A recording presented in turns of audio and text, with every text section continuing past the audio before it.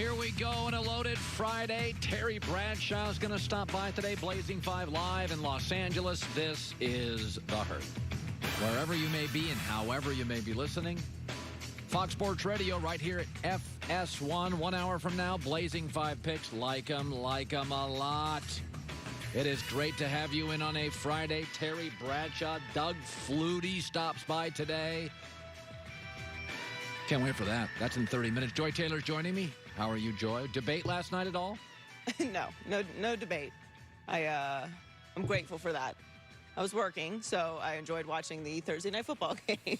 So did I. Actually, it's a weaker division, but that's life. We got some divisions are great. It was a scrappy, fun game, though. It was. Here's what's interesting. So Carson Wentz, once again, pulled out the game. You know I love Carson Wentz. And he pulled out the game, and this is all I hear. Well, he wasn't good until the end. That's actually how Tom Brady won 3 of his Super Bowls, being good at the end stuff. Russell Wilson, a couple weeks ago, played poorly. He was good on one drive of the game, the very last drive. And he beat Minnesota, and he was dubbed amazing. And I love Russell Wilson. Unbelievable. Carson Wentz struggles somewhat early with far less talent, does the same last night in the fourth quarter. He didn't play. He just doesn't play well until the end. The last drive by the Eagles totally encapsulates what the franchise in Philly is and what Wentz is. Let's look at it. First of all, punt return. Deshaun Jackson gets hurt. Well, of course Deshaun Jackson gets hurt. He's a Philadelphia Eagle wide receiver. So Carson Wentz will not have his most skilled wide receiver for the final drive. All right, he's gone. Later in the drive, Carson Wentz hits Richard Rodgers 2 times. Oh, the great Richard Rodgers, a third-string tight end, cut by Washington in September. That's his go-to guy. Yeah, this is go-to guy. This encapsulates what they are. Then, after this, they get down 1st and goal, and one of his teammates gets caught face masking, hurting Carson Wentz, and now he's got a 1st and goal at the 18-yard line. Like the percentage to score there, almost none, except he throws a perfect ball to a 5'6" running back, Boston Scott. And you're telling me he's not amazing? Why is every other quarterback in the league a hero when they win a game late?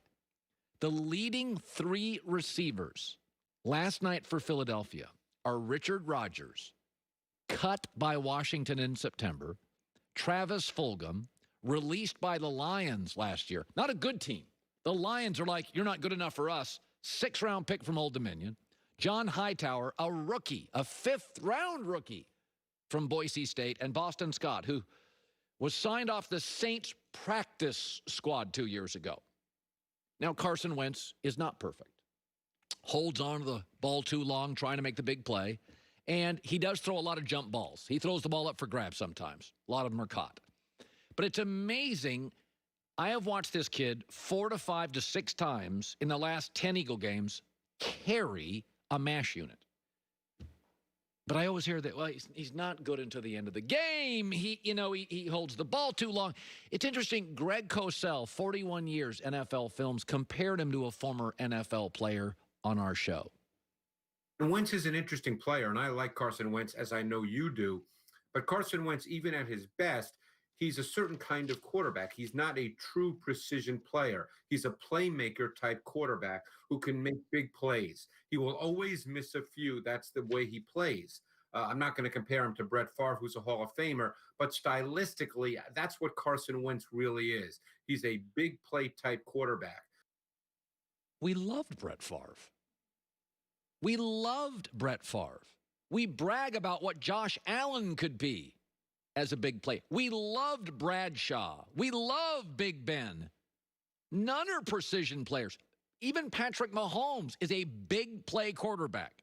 We love all of them, except Wentz, who is playing with guys from Old Dominion. He's not perfect, but he's a playmaker, and you've made up your mind. I see this with people in politics. You just make up your mind, and you're not budging. You did this with Andrew Luck, and you've done it with Carson Wentz. Just once, I'd like to see him win a game late and people go, like Russell Wilson. That's amazing. But like politics, we've all made up our mind, right? Here's Carson after. The same thing that I echo every game when we're down. Hey, just keep believing, just one play at a time, and the big play is going to hit. It's going to happen, and John had the big one on that first drive, and obviously Boston the second drive, and guys just keep believing and keep rallying together, and that's what it's going to take to win a lot of these ball games. So let's talk about a game this weekend that has the potential to completely change our minds about a team. Now, most of us, we either like teams or don't. And then there's the Raiders. I mean, let's be honest about the Raiders. They've had one winning season in 18 years. Outside of people who love the Raiders, they've been a joke for 18 years. They had 1 year where Derek Carr won 9 last possession games. They got to the playoffs. He got hurt, and they got rolled. They have been a joke for 18 years. They had the worst stadium deal. They had an old owner that was out of touch. They drafted poorly. I mean, around NFL circles, I knew people like reporters, respected reporters, didn't want to go public with it, but they would tell me, like, I don't even cover the Raiders. Like, they just don't know what they're doing. And they didn't say that about Detroit or Cincinnati or Cleveland. They would say, like, the Raiders are not even, they don't even count as an NFL team. They were a mess. We haven't taken them seriously for 18 years. But this weekend and this year, they beat Breeze and the Saints already. They beat Mahomes and the Chiefs already. If they beat Brady and the Bucks already, we're going to have to take them seriously. They got a cool new stadium, an iconic coach, a ton of offensive weapons, and a GM that appears, former TV guy, to know what he's doing. It really comes down to this with the Raiders. Do you like Derek Carr? I do, always have. Pro Football Focus came out yesterday. It rated every single NFL quarterback. All things, all stats, all plays. He was 12th. What have I said on this show? Joy is my witness. Derek Carr, to me, is the 12th best quarterback in the NFL. I do these lists from time to time, and that's what he is. For the record, I went and looked it up this morning. Derek Carr, since the start of last season, that's with John Gruden, 32 touchdowns, 9 picks, 71% completion percentage, and 105 quarterback rating. I'm in. I don't think he's Rodgers or Russell. I don't think he's Mahomes or Lamar.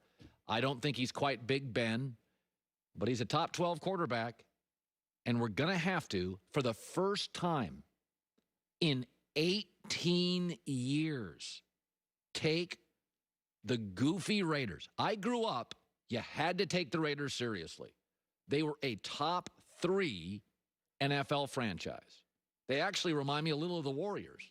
When I was a kid growing up, the Warriors were always great, and then they went into a 20, 25-year abyss. Now they're a great franchise. New owner, new people running it.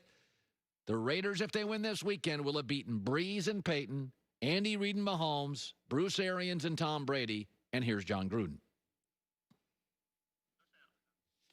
Well, he was going to be here, but he's busy preparing for the Tampa Bay Buccaneers. So Raider Nation gets very feisty because Raider Nation believes everybody's out to bury them, sort of like Cleveland Brown Nation. Everybody's a nation. The media is not picking on anybody. Either you're competent or you're not. And there's been about 7 teams that haven't been very competent for the last 20 years. The Raiders are one, and I think there's a chance. Remember, Raiders off a bye. Buccaneers just came off a huge win over Green Bay. Natural letdown. Keep your eye on the Las Vegas Raiders. A lot of things. So I made predictions. You know, Labor Day was the last chance I could change them on playoff teams, AFC, NFC. We'll check in. I've got 1 massive miss, 2 potential misses. That's coming up. But first, I think it's official. I think the New York Giants are out of the Trevor Lawrence sweepstakes, despite losing last night. That's coming up. Terry Bradshaw later, Doug Flutie this hour. What do you get when you cross a Mercedes-Benz SUV with a race car? How about when you combine the sleek shapeliness of a coupe with the raw power of F1 engineering? You get chills, you get goosebumps, you get an engine roar you can feel in your gut. You get Mercedes AMG. The legendary perfection of Mercedes cars, trucks fused with the motorsport genius of the world's #1 F1 racing team. You love the quintessential Mercedes-ness of a sedan. If you cherish the cool curviness of a coupe, you love the rock-solid ruggedness of one of their SUVs. 3 little letters on the trunk lid and the power of several hundred horses under the hood elevate that passion. OMG to AMG. Check out their website. It is sleek. No other way to express it. Go to MBUSA.com/AMG. Mercedes AMG. Driving performance.